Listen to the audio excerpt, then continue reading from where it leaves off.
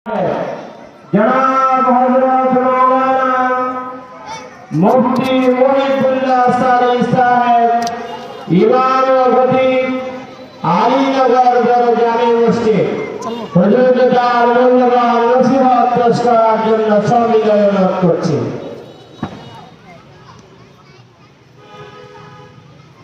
अस्सलामु अलैकुम व रहमतुल्लाहि व बरकातुहू। अल्हम्दुलिल्लाह नहमदुहु व नस्तईनुहु व नस्तगफिरुहु व नऊज़ु बिल्लाहि मिन शुरूरि أنفسنا من يهده الله فلا مضل له ومن يضلله فلا هادي له ونشهد أن لا الله وحده لا شريك له ونشهد أن سيدنا وسندنا وحبيبنا وحبيب ربنا وطبيبنا وطبيب قلوبنا أرسله بالحق بشيرا ونذيرا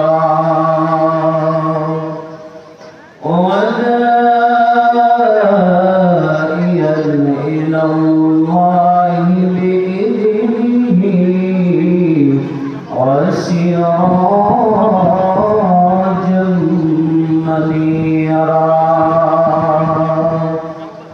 أما بعد فأعوذ بالله من الشيطان الرجيم. بسم الله الرحمن الرحيم.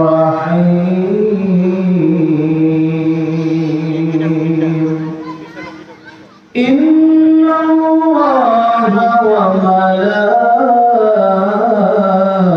وملائكته يصلون على النبي يا أيها الذين آمنوا صلوا عليه وسلموا تسليما. اللهم صل على سيدنا مولانا محمد وعلى آل سيدنا مولانا محمد. আমি যদি আরব হতাম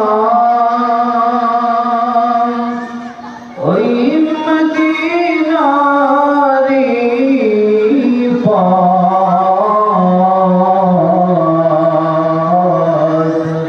সে পথ দিয়ে যেতে যেতে নূর নবীজি হাজারাত আল্লাহুম্মা সাল্লি আলা সাইয়্যিদিনা মাওলানা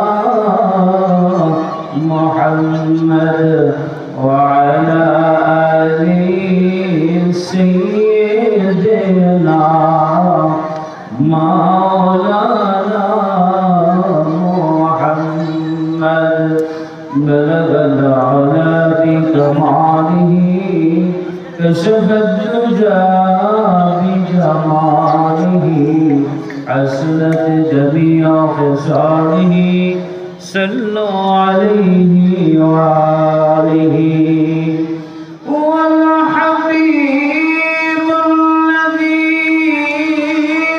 ترجى شفاعته لكل حول من الأحوال مقتهم بلغ العلا بكماله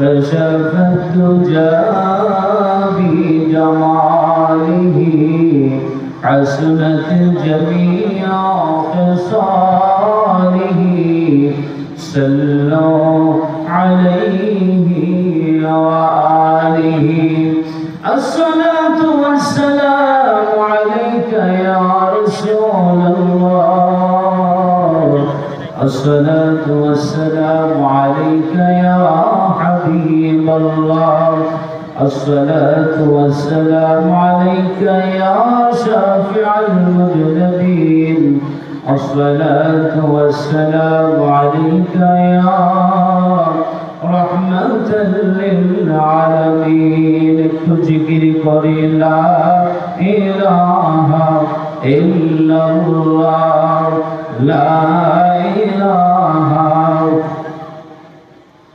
جل لا إله إلا الله لا إله إلا الله حسبي ربي جل الله ما في قلبي غير الله نور محمد صلى الله لا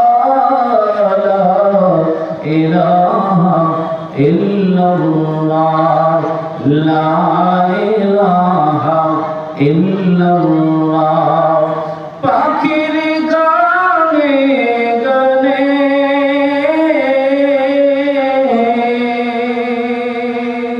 আর তানে তানে পাখির গানে গানে আর তানে তানে ওই নামেরই সুর শোনা যায় আল্লাহ নামের সুর শোনা যায় হৃদয়ে দেখো সারা লা ইলাহা ইল্লাল্লাহ জোরে লা ইলাহা ইল্লাল্লাহ লা ইলাহা ইল্লাল্লাহ মুহাম্মাদুর রাসূলুল্লাহ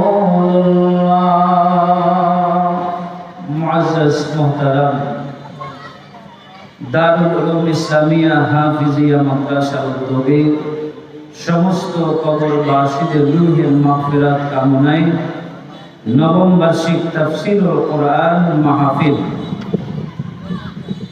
হাজী আব্দুল জব্বার ঈদগাহ ময়দানে আজকের এই মহতী মজলিসের সম্মানিত সভাপতি আজকের মাহফিলের সভাপতিত্ব করবেন জনাব মোহাম্মদ মেহেদী হাসান সাহেব সাধারণ সম্পাদক কালাগাছিয়া কেন্দ্রীয় জামে মসজিদ আজকের মাহফিলের মোনাজাত পরিচালনা করবেন আলহাজ হাফেজ মৌলানা আব্দুল কাদের সাহেব দামাত বারাকাতুহুল আলিয়া শাইখুল হাদিস ও মুহতামিম আমদাপাড়া মাদ্রাসা সভাপতি দারুল উলুম ইসলামিয়া হাফিজিয়া মাদ্রাসা আজকের মাহফিলের প্রধান আলোচক মুফতি আলী বিন হাবিব সাহেব দামাত বারাকাতুহুল আলিয়া শাইখুল হাদিস জামিয়া শরীফিয়া লালবাগ ঢাকা আজকে মাহফিলের বিশেষ বক্তা মাওলানা আমানুল্লাহ সিদ্দিকী বাবরি হুজুর, সোনারগাঁও, নারায়ণগঞ্জ। আজকের মাহফিলের আরো বিশেষ বক্তা মুফতি জুনায়েদ আহমদ ফয়েজি সাহেব। সম্মানিত আরো আমন্ত্রিত ওলামায়ে কেরামগণ, মঞ্চে উপবিষ্ট ওলামা মাশায়েখগণ, আমার সামনে উপবিষ্ট আমার যুবক ভাইরা, অত্র মাদ্রাসার ছাত্র ছাত্রীরা, মুরব্বী বাবাজিরা, মাইকের আওয়াজ যতদূর যাচ্ছে, পর্দার অন্তরে আমার মা ও বোনেরা, যে যেখান থেকে শুনছেন, সকলকে ইসলামী সম্ভাষণ, আসসালামু আলাইকুম ওয়া রাহমাতুল্লাহি ওয়া বারাকাতুহু। আল্লাহ সুবহানাহু ওয়া তাআলার দরবারে লাখ কোটি শুকর যে আল্লাহ সুবহানাহু ওয়া তাআলা আজকের এই মাহফিলে আমাদেরকে আসবার মতো এবং বসার মতো তৌফিক দিয়েছেন। সকলে দিলের সমস্ত ভালোবাসা উচ্ছ্বাস করে শুকরিয়া তান আদায় করে বলি আলহামদুলিল্লাহ। সম্মানিত হাজিরিন, আমরা যারা উপস্থিত হয়েছি, আমরা যারা আসতেছি, আমরা যারা এখানে আসার জন্য প্রস্তুতি গ্রহণ করেছি, আমাদের সকলকে যেন আল্লাহ সুবহানাহু ওয়া তাআলা কবুল এবং মঞ্জুর করেন এবং এই মাহফিল শেষ পর্যন্ত যেন আমাদের এই আবহাওয়া আমাদের অনুকূলে রেখে মাহফিল যেন আখিরি মোনাজাত দিয়ে আমাদেরকে আল্লাহ সুবহানাহু ওয়া তাআলা পরিসমাপ্তি করার জন্য তৌফিক দান করে। সকলে বলি আমিন। সম্মানিত হাজিরিন, আমি আপনাদের সম্মুখে কিছু সময় আলোচনা করব ঈশার আগ পর্যন্ত, আর বেশি সময় বাকি নাই ঈশার নামাজে। আমি আপনাদের সম্মুখে নামাজ নিয়ে এবং জামাত নিয়ে দুই একটি কথা বলবো কোরআন এবং হাদিস থেকে। আল্লাহ সুবহানাহু ওয়া তাআলা আমাদেরকে শোনার, বোঝার এবং আমল করার তৌফিক দান করুক। সকলে বলি আমিন।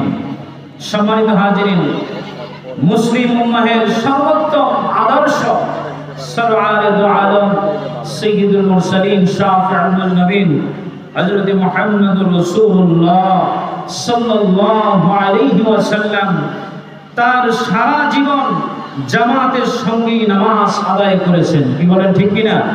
রাসূলের জীবন তো সায়, রাসূল সাল্লাল্লাহু আলাইহি ওয়াসাল্লাম ইন্তেকালের আগ মুহূর্তেও, অসুস্থতার সময়ও তিনি সাহাবীদের কাঁধে, হযরত আবু বকর রাদিয়াল্লাহু তাআলা আনহুর কাঁধে ভর দিয়ে দিয়ে মসজিদে জামাতে নামাজের জন্য শরীক হয়েছেন।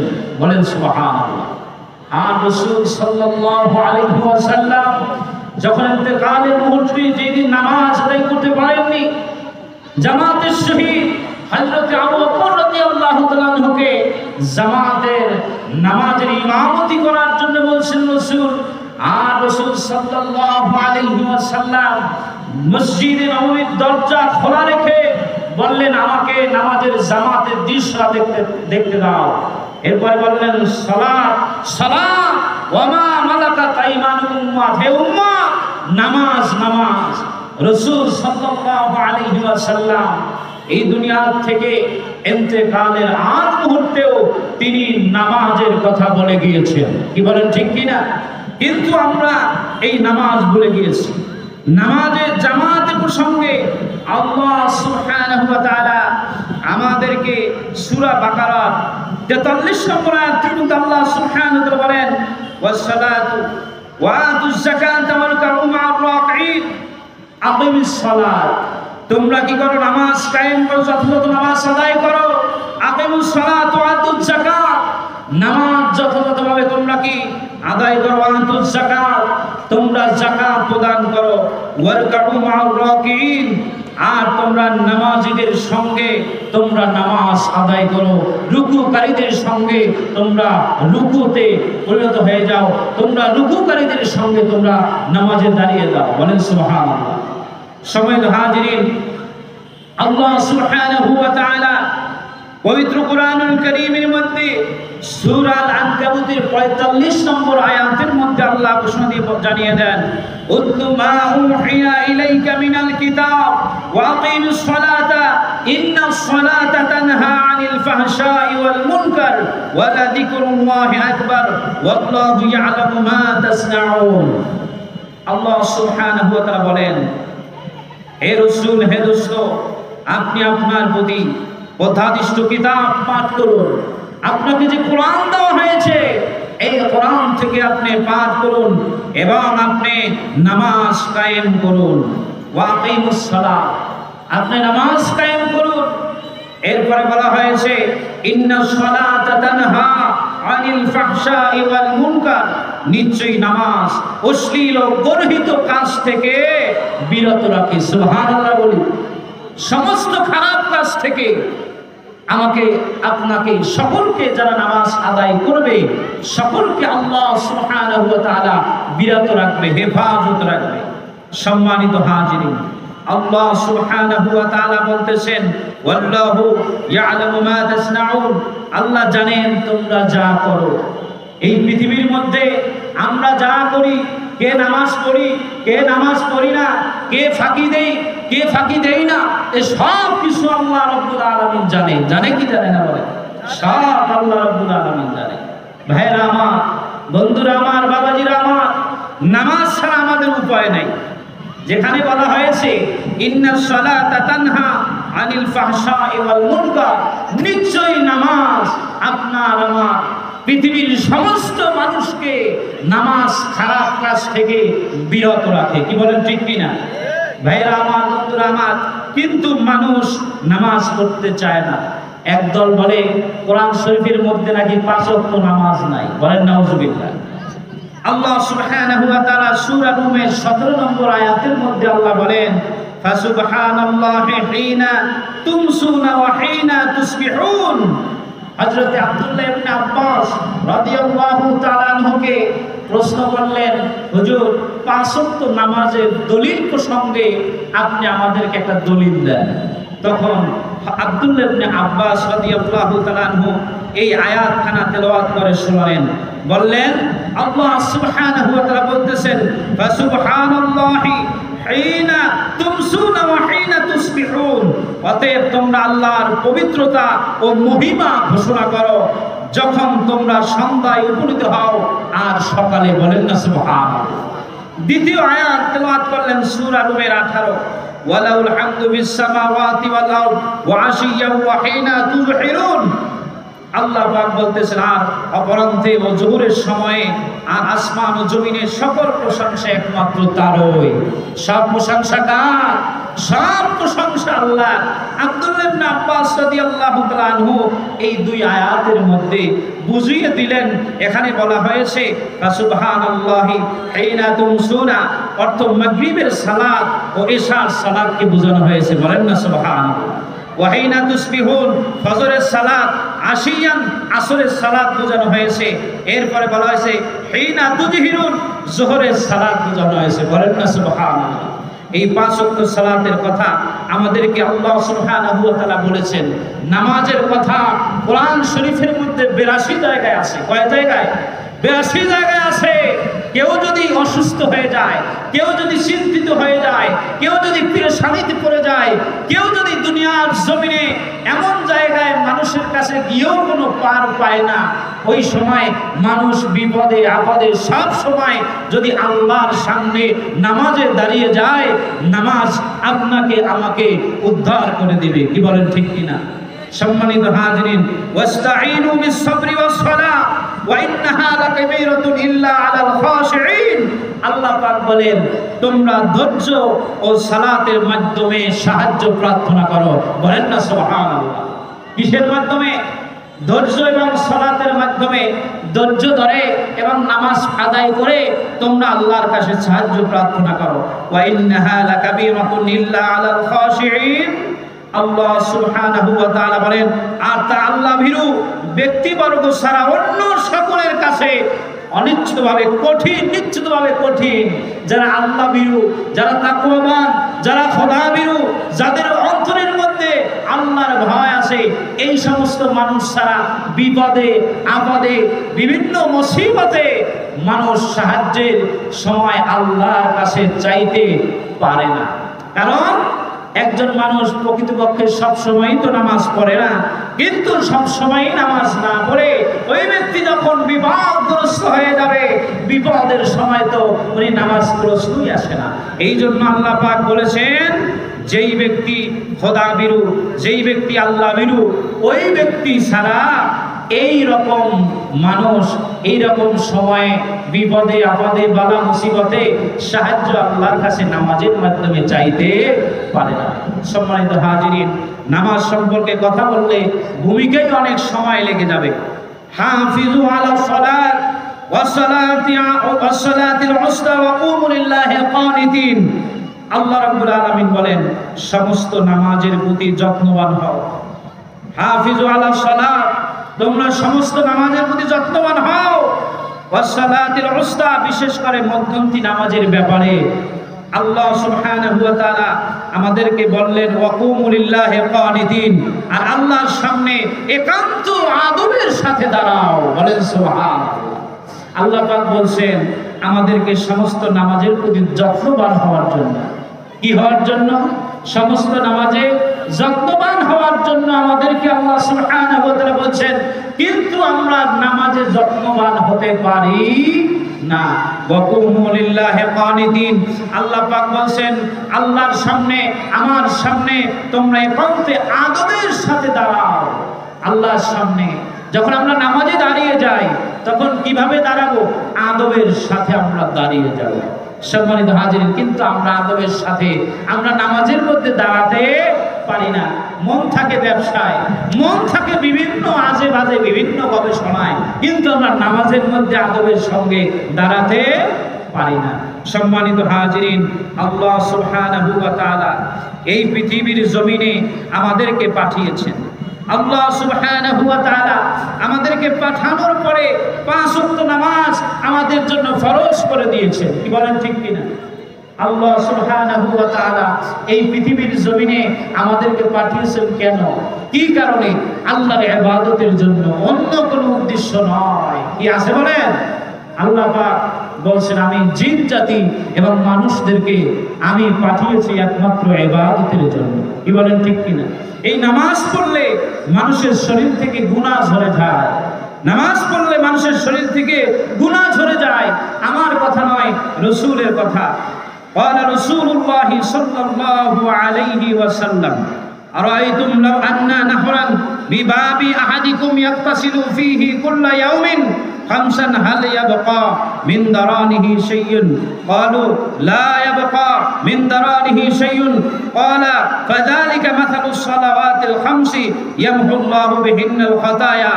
হযরত আবু হুরায়রা রাদিয়াল্লাহু তাআলা হতে বর্ণিত, আল্লাহ রাসূল সাল্লাল্লাহু আলাইহি ওয়াসাল্লাম ইরশাদ করেন, রাসূল সাল্লাল্লাহু আলাইহি ওয়াসাল্লাম তার জবান মুবারকে বলেন, সাহাবায়ে কিরামদের সামনে তোমাদের বাড়ির কারো দরজায় যদি একটা নদী থাকে, একটা নদী থাকে, ওই নদীতে যদি তোমরা দৈনিক 5 বার গোসল করো তাহলে তোমাদের শরীরের মধ্যে কি কোনো ময়লা থাকবে? সাহাবায়ে কিরাম জবাব দিলেন, ইয়া রাসূলুল্লাহ, ইয়া হাবিবাল্লাহ, নামাজ আমরা যদি দৈনিক 5 বার যদি আমরা আমাদের বাড়ির সামনে যেই নদী আছে, যে কূপ আছে, ওই কূপের মধ্যে যদি আমরা 5 বার গোসল করি আমাদের শরীরের মধ্যে কোনো ময়লা থাকতে পারে না। আল্লাহ রাসূল সাল্লাল্লাহু আলাইহি ওয়াসাল্লাম বলেন, এটার সাথে উদাহরণ হলো দৈনিক যদি তোমরা 5 বার নামাজ পড়তে পারো, 5 ওয়াক্ত নামাজ পড়তে পারো, 5 ওয়াক্ত নামাজ পড়লে পরে তোমাদের শরীরের মধ্যে কোনো গুনাহ থাকবে না, থাকবে না। বলেন সুবহানাল্লাহ। তাইলে গুনাহ ঝরে যাবে কিসে? নামাজে। হযরত আব্দুল্লাহ ইবনে মাসউদ রাদিয়াল্লাহু তাআলা হতে হাদিস বর্ণনা করা হয়, আল্লাহ রাসূল সাল্লাল্লাহু আলাইহি ওয়াসাল্লামের সামনে অসংখ্য অগণিত সাহাবী ছিলেন। আব্দুল্লাহ ইবনে মাসউদ রাদিয়াল্লাহু তাআলা তিনি বলেন, আমি শুনলাম একজন ব্যক্তি আল্লাহ রাসূলের সামনে এসে বললেন, ইয়া রাসূলুল্লাহ, ইয়া হাবিবাল্লাহ, আমি অপরাধ করেছি, আমার অপরাধের শাস্তি আপনি কোরআন থেকে, আমাদের কোরআন থেকে আমার বিচার করে দেন। আল্লাহ রাসূল সাল্লাল্লাহু আলাইহি ওয়াসাল্লামের সামনে ওই সাহাবী যখন এই কথা বললেন, আল্লাহর হাবিব সাল্লাল্লাহু আলাইহি ওয়াসাল্লাম এই সাহাবীকে কিছু বললেন না। নামাজের ওয়াক্ত হলো, আজান হলো, ওই সাহাবীও নামাজ আদায় করলেন। নামাজ আদায় করার পরে ওই সাহাবী আবার আল্লাহ রাসূলের সামনে গিয়ে বললেন, ইয়া রাসূলুল্লাহ, ইয়া হাবিবাল্লাহ, হুজুর, আমি পাপ করেছি, আমি গুনাহ করেছি, আমি অপরাধ করেছি, ইয়া রাসূলুল্লাহ, আপনি আমার বিচার করুন কোরআন থেকে। তখন রাসূল সাল্লাল্লাহু আলাইহি ওয়াসাল্লাম বললেন, হে আমার প্রাণের সাহাবী, আপনি কি আমাদের সাথে নামাজ আদায় করেন নাই? তখন বললেন, ইয়া রাসূলুল্লাহ, ইয়া হাবিবাল্লাহ, আমি আপনার সাথে আপনার পিছনেই নামাজ আদায় করেছি। বলেন সুবহানাল্লাহ। আল্লাহ রাসূল বললেন, আপনি যে নামাজ আদায় করলেন, নামাজ আদায় করার পর আপনার শরীরের মধ্যে কোনো গুনাহ নাই। বলেন সুবহানাল্লাহ। আপনি যেই নামাজ পড়েছেন, ওই নামাজ পড়ার কারণে আপনার শরীর থেকে আপনি যে অন্যায় করেছেন, অপরাধ করেছেন, গুনাহ করেছেন, ওই গুনাহগুলো সরে গিয়েছে। বলেন সুবহানাল্লাহ। ভাইরা আমার, বন্ধুরা আমার, নামাজ পড়লে আল্লাহ সুবহানাহু ওয়া তাআলা পুরস্কার দিবেন। আল্লাহর পক্ষ থেকে ঘোষণা হলো, ইন্নাল্লাযীনা আমানু ওয়া আমিলুস সালিহাতি ওয়া আকামুস সালাতা ওয়া আতুস যাকাতা। আল্লাহ রাব্বুল আলামিন বলেন, ও দুনিয়ার মানুষ, তোমরা যারা ঈমান এনেছো, তোমরা যারা ভালো আমল করেছো, নেক আমল করেছো, ওই সমস্ত মানুষ যারা দুনিয়ার জমিনে যারা নামাজ কায়েম করেছো, আমি আল্লাহ সুবহানাহু ওয়া তাআলা তাদের জন্য আমার পক্ষ থেকে পুরস্কার আছে। বলেন সুবহানাল্লাহ। ভাইরা আমার, বন্ধুরা আমার, আল্লাহ রাব্বুল আলামিন বলেন, আজরুহুম ইনদা রাব্বিহিম ওয়া লা খাউফুন আলাইহিম ওয়া লা হুম ইয়াহজানুন। আল্লাহ রাব্বুল আলামিন বলেন, তাদের কোনো ভয় নাই, তাদের কোনো চিন্তা নাই, তারা চিন্তাগ্রস্ত হবে না, তারা ভয় পাবে না। কিয়ামতের ময়দানে আল্লাহ পাক তাদের সাজা দিয়ে দিবে। বলেন সুবহানাল্লাহ। ভাইরা আমার, বন্ধুরা আমার, নামাজ পড়লে যেই পুরস্কার পাওয়া যায় পৃথিবীর জমিনে এক নম্বরে হলো, ওই ব্যক্তি রিজিক নিয়ে কোনো পেরেশানি লাগবে না, অভাব অনটন দূর হয়ে যাবে। রিজিক নিয়ে কোনো পেরেশানি ওই ব্যক্তির লাগবে না। ওই ব্যক্তি পৃথিবীর জমিনে যিনি 5 ওয়াক্ত নামাজ সুন্দরভাবে আদায় করবে, যেই ব্যক্তি 5 ওয়াক্ত নামাজ আদায় করবে, ওই ব্যক্তি পৃথিবীর জমিনে তার কোনো অভাব অনটন হবে না, রিজিকের জন্য কোনো পেরেশানি লাগবে না।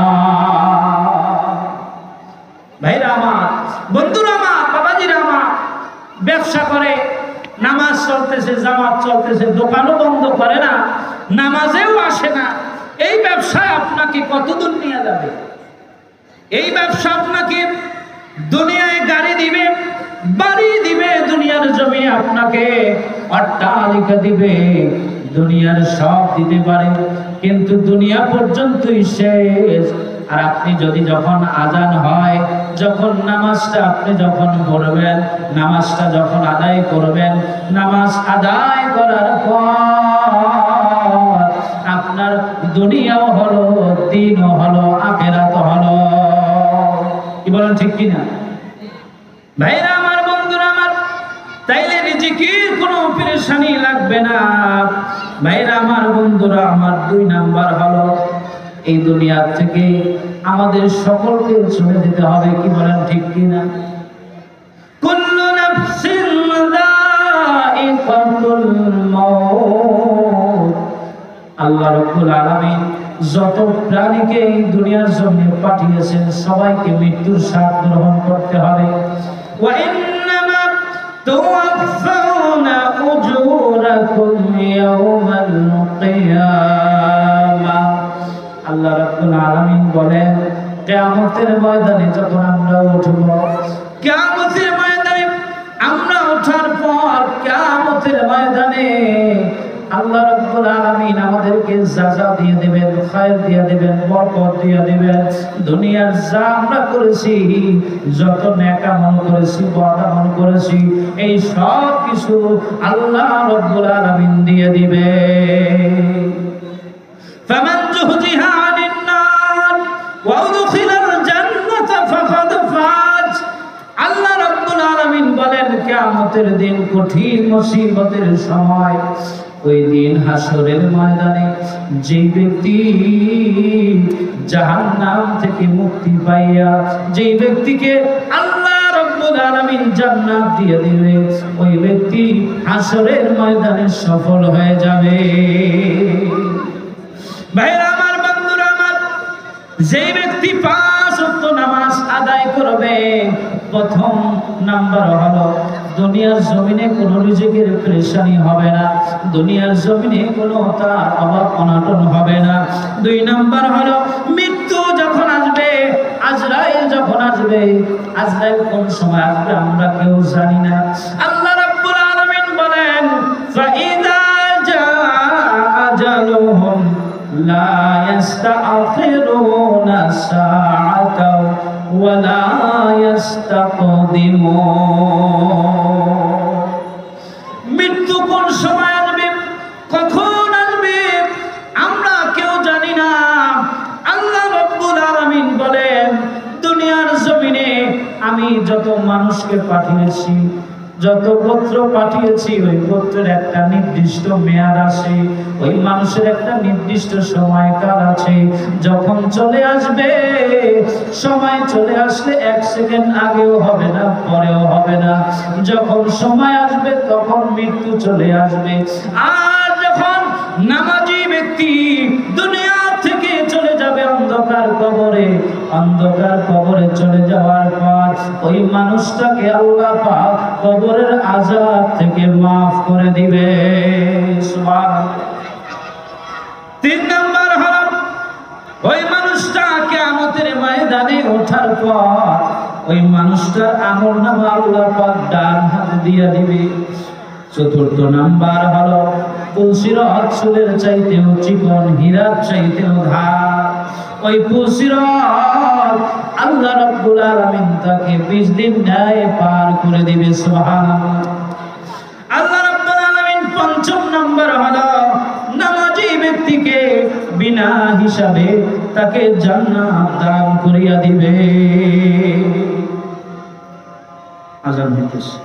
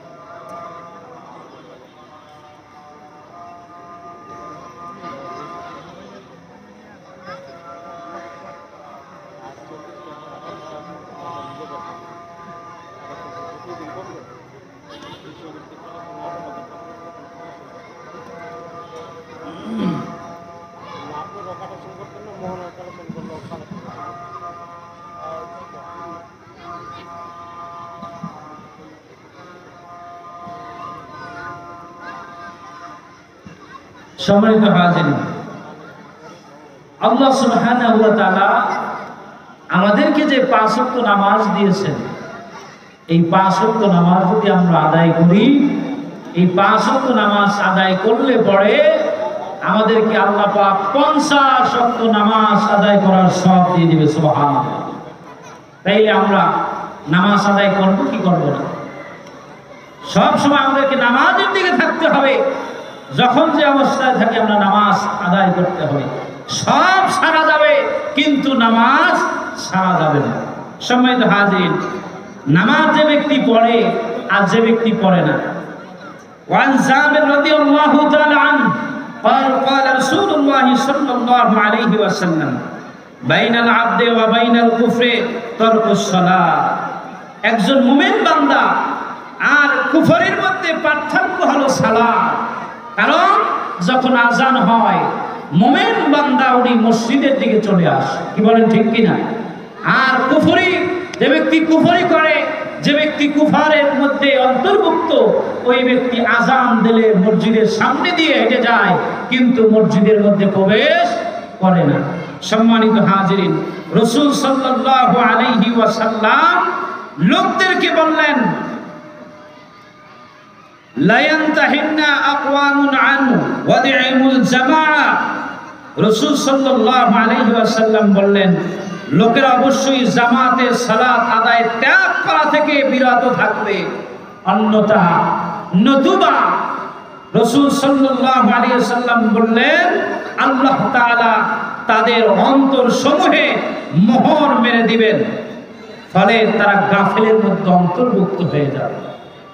যারা রাসূল সাল্লাল্লাহু আলাইহি ওয়াসাল্লাম বলতেছে যে জামাতে নামাজ তরফ থেকে আমাদেরকে বিরত থাকতে হবে, এর মানে হলো আমাদেরকে জামাতে নামাজ আদায় করতে হবে। যদি আমরা জামাতে নামাজ আদায় না করি, আল্লাহর পক্ষ থেকে আমাদের অন্তরে মোহর মেরে দিবে।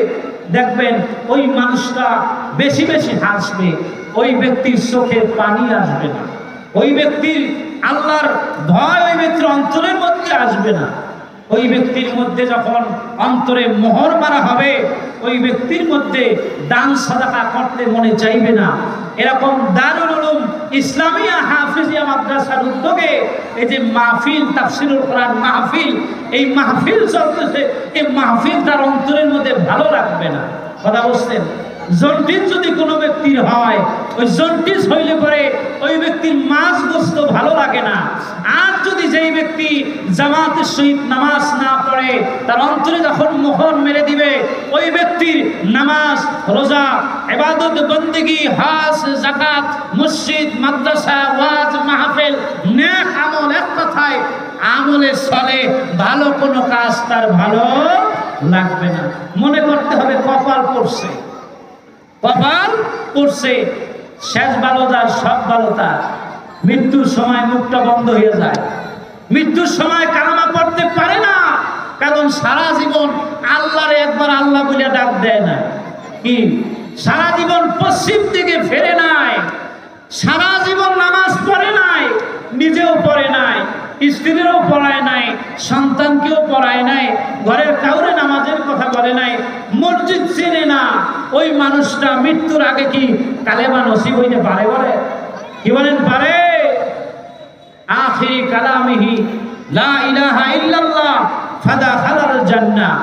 যেই ব্যক্তির শেষ কথা, শেষ বাক্য হবে, শেষ কালাম হবে লা ইলাহা ইল্লাল্লাহ, সেই ব্যক্তি রাসূল বলেছেন সেই ব্যক্তি জান্নাতি হয়ে যাবে। বলেন সুবহানাল্লাহ।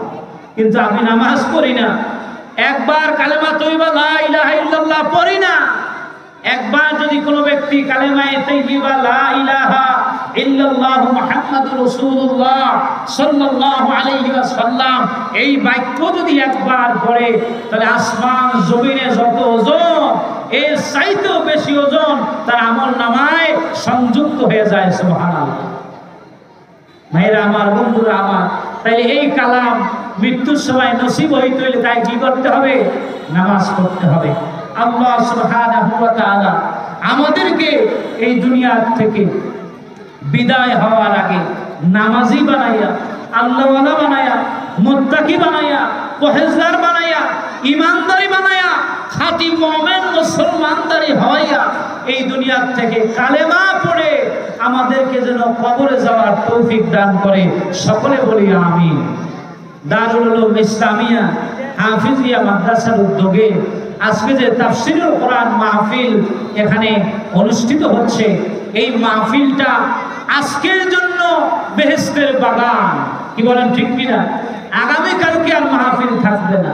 বাজান, এখানে মুফতি আরিফ বিন হাবিব সাহেব এসেছেন, আসতেছেন ইনশাআল্লাহ। এরপরে হাফেজ মাওলানা আব্দুল কাদের সাহেব দামাত বারাকাতুল আলিয়া উনি আসতেছেন ইনশাআল্লাহ। আমরা বাড়িতে বসে না থেকে আমরা অল্প কিছু সময়ের জন্য হলেও এই মাঠে এসে বরকত দিয়ে আমাদের জীবনের গুনাহগুলি আখিরি মোনাজাতের মাধ্যমে, দোয়ার মাধ্যমে মাফ করিয়ে আল্লাহ পাক যেন আমাদেরকে নাজাত এই মাহফিলের জন্য কামিয়াব করে, সকলে বলি আমিন। দারুল উলুম ইসলামিয়া হাফিজিয়া মাদ্রাসা উদ্যোগে যে মাহফিল দিয়েছেন, শিক্ষকরা অনেক পরিশ্রম করেছেন, মাদ্রাসা অনেক ভালো পড়াশোনা করান, ওই হুজুররা অনেক পরিশ্রম করে এই মাহফিল দিয়েছেন আমাদের এই মাঠে। আলহামদুলিল্লাহ, একজন ছাত্র 1 বছরের আগেই তাদের হাফিজিয়া মাদ্রাসা থেকে হেফজ সম্পূর্ণ করেছে, হাফেজ হয়েছে, আজকে তাকে চাকরি দেওয়া হবে ইনশাআল্লাহ। তো অতএব আমরা তাদের জন্য দোয়া করি এবং তাদেরকে ধন্যবাদ জানাই আমাদেরকে এরকম আলোচনা করার সুযোগ করে দেওয়ার জন্য। এবং এরকম একটা মহতী পরিবেশ, একটা এলাকার মধ্যে যদি একজন হক্কানি আলেম আসে, একজন হক্কানি আলেম একটা এলাকায় যদি একবার পদধূলি দেয়, একটা কদম রাখে, ওই কদমের বিনিময়ে আল্লাহ পাক ওই এলাকার যত কবরবাসী আছে সমস্ত কবরবাসীদের কবর আযাব 40 দিনের জন্য আল্লাহ পাক মাফ করে দেয়। তাহলে কত বড় আজকের এই মাহফিলের মর্যাদা, মান আমাদেরকে আল্লাহ সুবহানাহু ওয়া তাআলা বোঝার এবং আমল করার তৌফিক দান করুক, সকলে বলি আমিন। আসসালামু আলাইকুম ওয়া রাহমাতুল্লাহি ওয়া বারাকাতুহু। রহিমা বক্তৃতা দিব আমাদের মাদ্রাসার ছাত্রী বলেন।